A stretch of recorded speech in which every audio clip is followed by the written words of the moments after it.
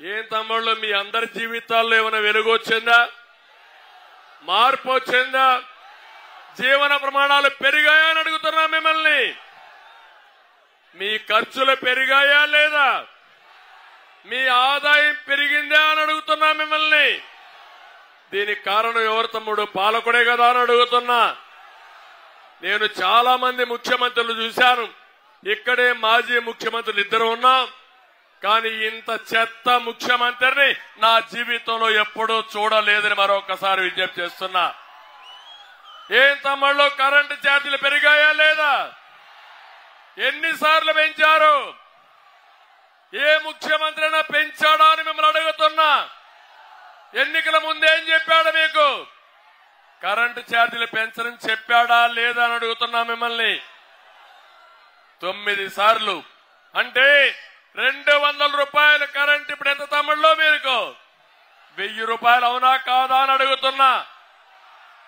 RTC రేట్లు పెరిగాయా లేదా? పెట్రోల్ డీజిల్ పెరిగిందా లేదా?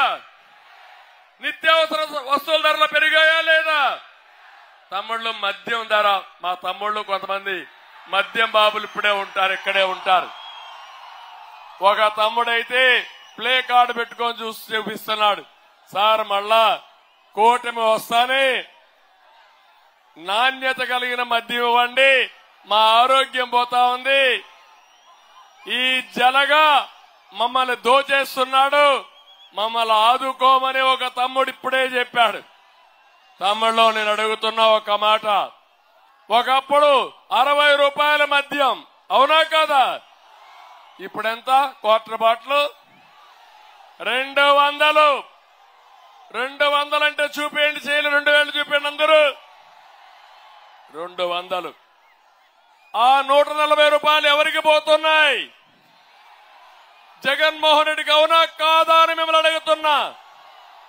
అంటే ఎక్కడ అన్యాయం నాకైతే అర్థం కాలేదు. నాసిరకం మద్యం, బాధ్యత లేని ముఖ్యమంత్రి, పేదవాళ్ళని చితగా కొట్టే విధానం, మీ ఆరోగ్యాన్ని పూర్తిగా నాశనం చేసి మా ఆడబిడ్డల మంగళసూత్రాలు తెంపేసిన దుర్మార్గుడు ఈ జగన్మోహన్ రెడ్డి జలగని చెప్పి మీకు తెలియజేస్తున్నా. అన్ని విధాలా దోచుకున్నారు.